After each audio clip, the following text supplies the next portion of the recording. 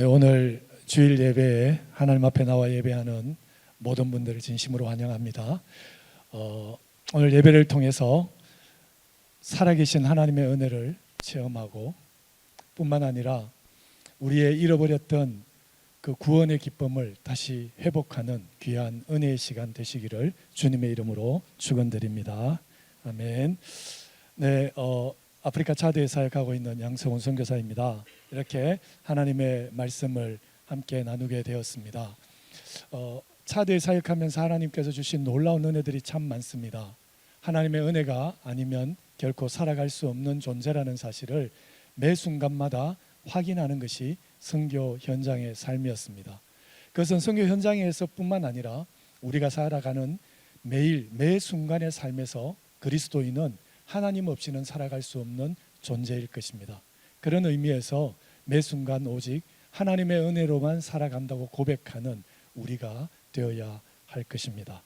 차대에서 사역하면서 여러 가지 많은 일들이 있었는데 간단하게 그동안의 몇몇 사역들을 사진으로 영상을 엮었습니다. 보신 이후에 말씀을 계속 나누도록 하겠습니다. 네, 차대에 사역했던 몇 가지의 모습들을 간단하게 좀 담아봤습니다. 차드 선교를 위해서 함께해 주신 우리 뽕내포 교회 그리고 모든 성도 여러분들께 진심으로 이 시간을 통해서 감사를 드리고 싶습니다. 특별히 김성천 목사님께서 매년 한 차례 차드를 방문하셔서 성경 한 권을 우리 목회자들에게 강의해 주십니다. 그래서 그 강의를 통해서 목회자들이 도전을 받고 약 100여 명의 목회자들이 이제 그 말씀을 듣고 나서 자기들의 각 교회에 가서 또 이 말씀을 선포하게 되면 약 수천 명, 5천 명에서 8천 명 정도가 말씀을 듣게 되는 것이죠.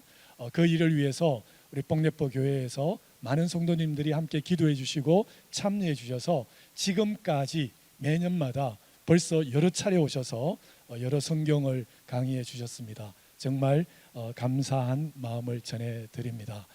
오늘 말씀은 하나님의 나라 사람들이라는 제목으로 말씀을 좀 나누고 싶습니다. 하나님 나라 사람들이라고 하는 이유는 바로 우리가 이 땅을 살아가면서 가져야 할 정체성에 대해서 함께 말씀을 나누기를 원하기 때문입니다. 정체성은 너무나 중요한 문제입니다. 그 정체성이 바로 우리의 being과 doing을 결정하기 때문입니다. 나의 존재와 나의 해야 될 삶의 모든 행위들을 결정하는 것이 내가 누구인가에 따라서 결정되어지기 때문입니다. 하나님 앞에서는 단 두 가지의 정체성밖에 존재하지 않습니다. 하나는 하나님 나라의 사람들입니다. 하나님의 자녀로서 하나님의 나라에 속한 사람, 아니면 사탄의 노예가 되어서 세상 나라에 속한 사람, 중간지대는 없습니다. 오늘 우리는 이 두 정체성 가운데 하나의 정체성에 속하여 있다는 것입니다. 하나님 나라의 사람들이거나 세상 나라의 사람들입니다. 하나님 나라의 사람이라고 하는 것은 하나님이 원하시는 것과 하나님이 소망하시는 것을 위해서 살아가는 사람들, 바로 그들을 하나님 나라의 사람들이라고 할 수 있는 것입니다. 마가복음 12장에는 아주 재미있는 이야기 하나가 기록되어져 있습니다. 어떤 이야기인가 하면 전혀 연합할 수 없는 두 부류의 사람들이 연합해서 예수님을 공격하는 이야기입니다. 바로 바리새인들과 헤롯 당파 사람들이 하나로 연합해서 예수님께 찾아와서 이런 질문을 합니다. 예수님, 우리가 가이사에게 세금을 바치는 것이 옳습니까? 옳지 않습니까? 바쳐야 합니까? 말아야 합니까? 바리새인들은 그 당시에 민족주의에 속한 사람들입니다. 만약 예수님께서 바쳐야 한다라고 이야기한다면, 그렇다면 예수님은 민족의 반역자가 되는 것입니다. 만약 예수님께서 가이사에게 세금을 바치지 않아도 된다라고 이야기하면 헤롯 당파들은 헤롯을 추종하고 로마를 지지하는 세력입니다. 다시 말해서 예수님은 로마의 역적이 되는 것입니다. 어떤 대답이든지 예수님은 빠져나갈 수 없는 거예요. 그런데 놀랍게도 예수님은 그 시험을 통해서 오히려 우리가 어떤 존재인지에 대해서 분명하게 설명하고 계십니다. 마가복음 12장 26절에서 가이사의 것은 가이사에게, 하나님의 것은 하나님에게, 한 데나리온을 가져오게 하셔서 그 데나리온에 찍혀진 형상이 누구 것이냐는 거예요. 가이사의 형상이 있었습니다. 가이사의 것은 가이사에게 주어야 하죠. 이 세상을 목표로 하고 이 세상을 가슴에 품고 사는 사람은 이 세상을 목표하고 그것을 가치 기준으로 삼아 살아야 할 것입니다. 그러나 우리 심령 안에 하나님의 형상이 심겨졌다면 우리는 다르게 살아야 하죠. 우리의 모든 것은 하나님의 것이라는 것입니다. 세상의 것이 아닙니다. 하나님의 것이고 하나님의 형상이 우리 심령에 있기 때문에 우리는 전적으로 하나님에 의한 존재가 되어졌다는 것을 의미합니다. 그것을 에베소서 5장 8절에서는 이렇게 이야기합니다. 너희가 전에는 어두움이더니 이제는 주 안에서 빛이라. 빛의 자녀들처럼 행하라. 우리가 전에 하나님을 알지 못하고 예수님을 알지 못할 때는 세상 나라에 속해 살았습니다. 사탄의 압제 아래, 죽음의 압제 아래, 영원한 저주 아래 그렇게 하나님의 영원한 생명을 알지 못한 채 살아왔습니다. 그러나 예수 그리스도께서 이 땅에 오셔서 십자가에 못 박혀 죽으시고 우리를 위하여 대신하여 죽으신 그 은혜로 말미암아, 그 십자가의 피로 말미암아 우리가 영원한 생명을 얻은 존재가 되었습니다. 그러므로 우리는 이제 어둠의 자녀가 아니라 빛이 되었습니다. 세상 한가운데서 우리는 빛이라 선언하고 세상 한가운데서 우리는 세상에 소망 없는 그 땅에서, 어둠의 땅에서 빛으로 소금으로 세상 모든 사람들에게 소망의 길을 열어주어야 하는 것입니다. 왜냐하면 우리는 하나님 나라의 사람들이기 때문입니다. 하나님 나라의 사람들은 아주 독특한 삶의 방식을 가지고 있는 것이죠. 하나님 나라의 사람들은 하나님 편에 선 사람들입니다. 성경에는 하나님 편에 산 사람들의 이야기가 많이 기록되어져 있습니다. 그 중에 한 지파의 이야기를 좀 들려드리고 싶습니다. 바로 레위 지파, 이스라엘의 레위 지파의 이야기입니다. 원래 레위 지파는 창세기 49장에 의하면 아버지 야곱에 의해서 저주를 받은 지파입니다. 그의 형 시므온과 레위가 창세기 34장에 나오는 이야기를 보면 34장에서 그의 누이 디나가 하몰의 아들 세겜에 의해서 더럽혀지는 이야기가 기록되어져 있습니다. 그 일로 말미암아 시므온과 레위가 칼을 들고 폭력의 검을 휘둘게 됩니다. 모든 종족과 사람들을 다 진멸시켜버리죠. 그 일로 말미암아 야곱이 분노하게 됩니다. 그것은 하나님의 검이 아니었기 때문입니다. 하나님의 뜻이 아니었기 때문입니다. 그래서 창세기 49장 7절에 의하면 시므온과 레위는 이스라엘 지파 가운데 흩어져서 이름도 없이 빛도 없이 그렇게 흩어진 존재가 될 것이라고 예언되어졌습니다. 실제로 시므온은 이제 가나안에 들어가서 출애굽에서 가나안에 들어가서 이스라엘 가운데 흩어지게 됩니다. 흩어져서 점점 성경에 보면 그 숫자가 줄어들어요. 줄어들어서 나중에는 시므온이라는 지파 자체를 찾아보기가 힘들 정도로 사라져 버리는 것입니다. 그런데 레위 지파는 다릅니다. 동일한 저주를 받았지만 레위 지파는 어느 한순간 하나님 편에 서기로 결정했습니다. 그리고 그 결정이 그 지파의 운명을 바꾸어 놓았습니다.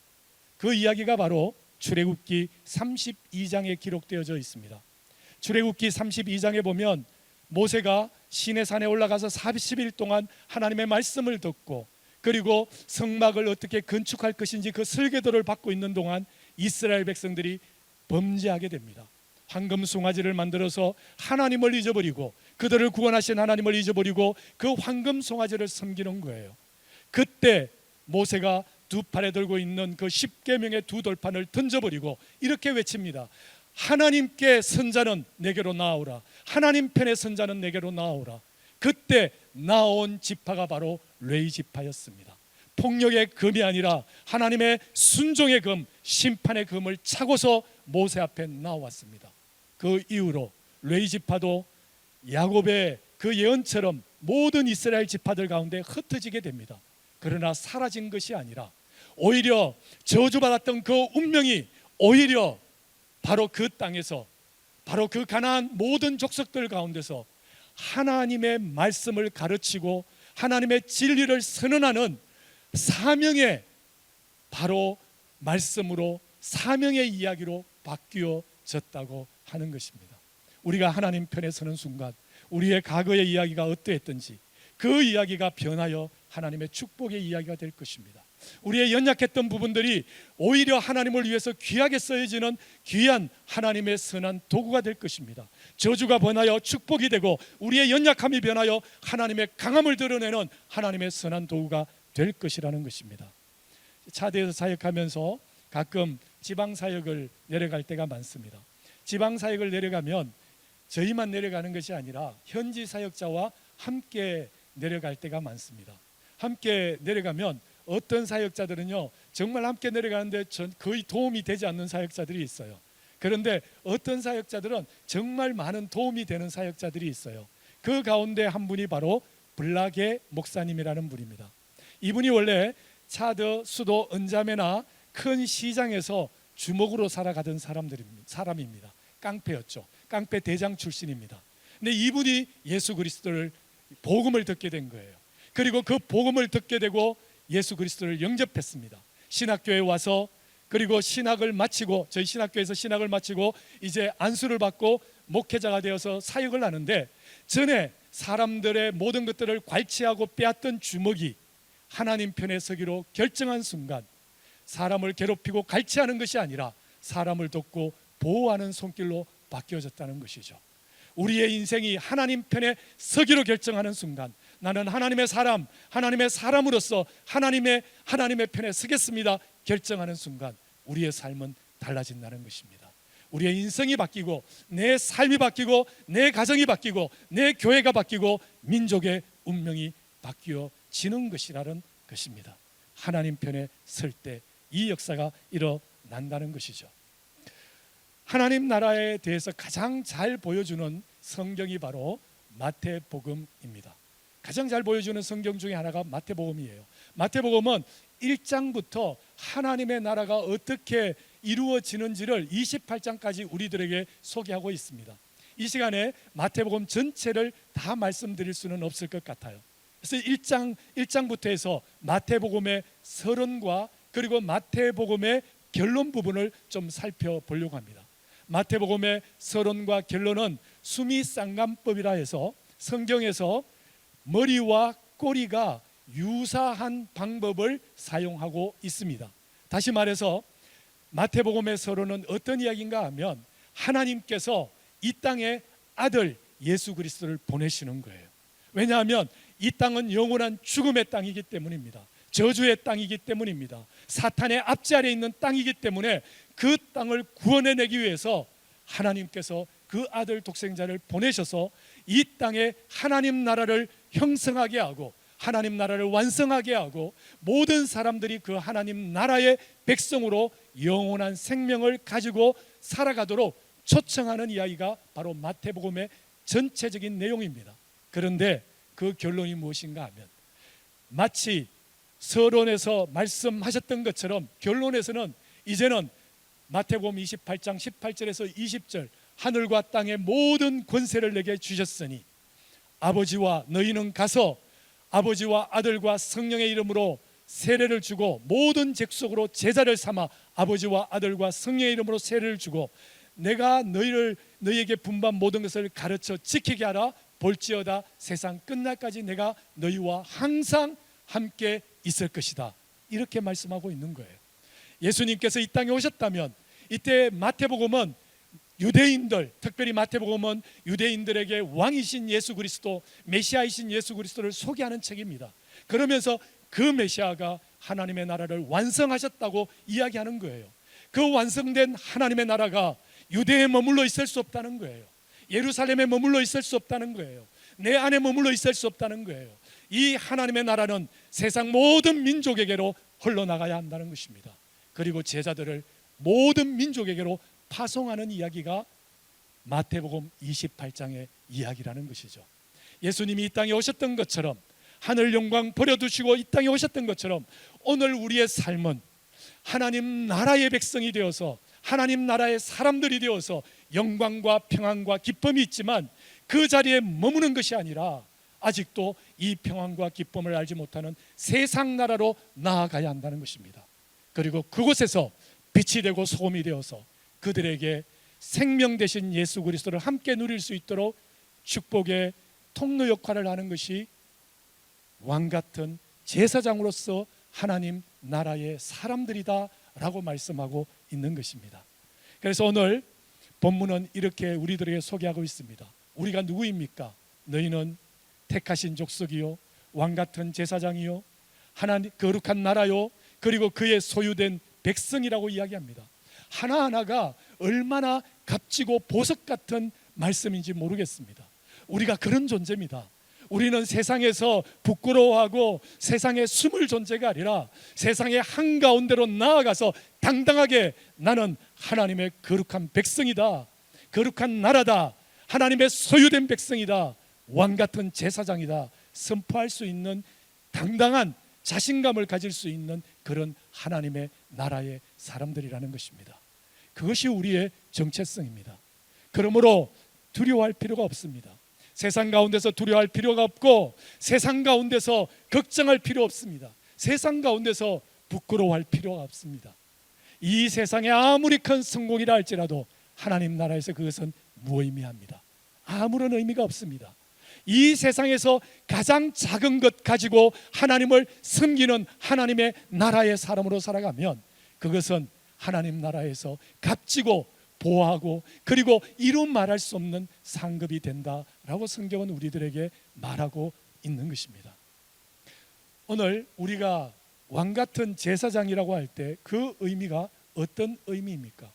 우리가 예수님처럼 왕같은 제사장의 역할을 감당해야 한다는 것을 의미합니다. 왕같은 제사장이라고 하는 것은 굉장히 중요한 의미가 있습니다.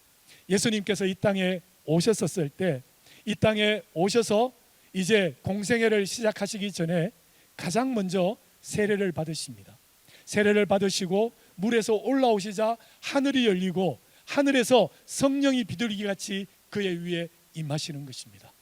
그리고 그 성령이 임하셨을 때 공생애를 시작하시면서 가장 먼저 선포하신 말씀이 마태복음 4장 17절 말씀, 회개하라 천국이 가까웠느니라. 그렇습니다. 주님이 이 땅에 오셨을 때 하나님의 나라가 시작된 것이에요. 하나님의 나라가 시작되어졌기 때문에 그 나라의 사람들을 찾으시는 것이 주님의 사역이었습니다. 그런데 주님이 그 사역을 시작하시면서 하늘로부터 하늘이 열리고 성령이 비둘기같이 그의 위에 임하신 이유가 무엇입니까? 유대인들에게 이 비둘기는 어떤 의미가 있는가 하면 노아의 이야기와 연결되어 있습니다. 노아 시절에 하나님께서 세상을 물로 심판하셨습니다. 그 심판이 끝나가는 시점에 마지막으로 날려보냈던 새가 바로 비둘기였습니다. 그래서 유대인에게는 이 비둘기가 하나님의 심판의 종결을 의미합니다. 예수 그리스도께서 이 땅에 오셔서 공생애를 시작하실 때 비둘기 같은 형상으로 성령이 임하셨다는 것은 예수님께서 하나님의 심판을 종결하시는 분이시라는 것입니다. 하나님의 심판을 종결하시고 이제는 하나님의 영광을 드러내시는 분으로 이 땅에 찾아오셨다는 것이죠. 하나님의 나라를 시작하시는 분으로 이 땅에 오셨다는 것입니다.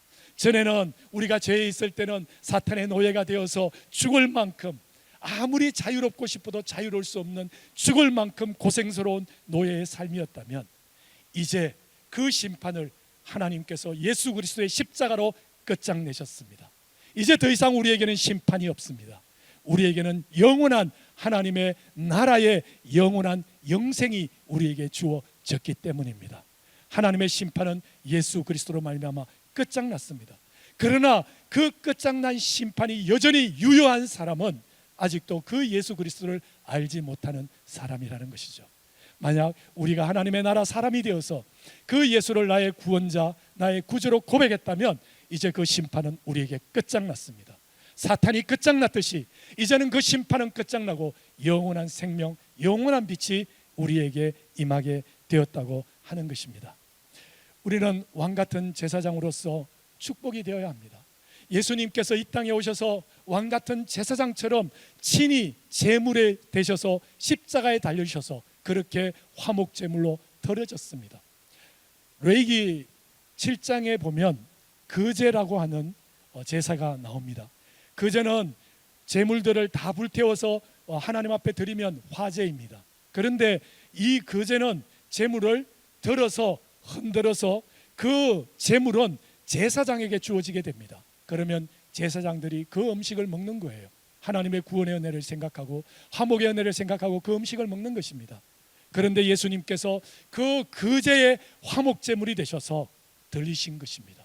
십자가에 들리셔서 죽으시고 당신의 살과 당신의 피를 그 제자들, 하나님의 나라 사람들에게 주시는 것이죠. 그것이 성만찬 아니겠습니까? 거룩한 제물이 되셔서 우리가 이제 왕같은 제사장이 되었기 때문에 거제로 들리신 그 예수님의 살을 먹는 것, 그것이 성만찬 아니겠습니까? 그래서 사도 바울은 고린도전서 11장 26절에서 이렇게 말씀하고 있어요.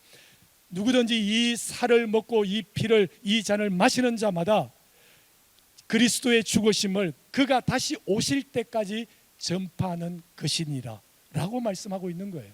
우리가 그 떡을, 그 잔을 먹고 마실 때, 우리가 그 거제의 화목제물을 마실 때 우리는 그 예수님의 죽으심을 다시 오실 때까지 선포하는 그런 사람으로 세워졌다는 것을 의미하는 것입니다.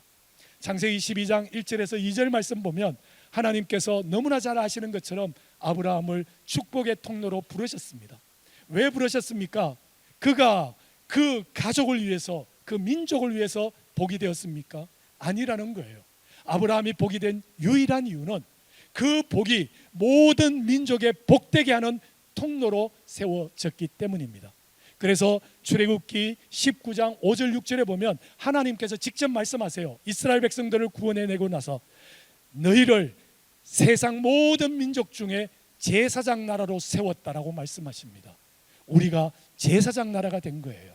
제사장 나라가 되어서 내가 받은 이 구원이 내 안에 머물러 있는 것이 아니라 이 구원이 모든 사람에게 흘러가게 하는 역할을 우리가 감당하게 되었다는 것을 의미합니다.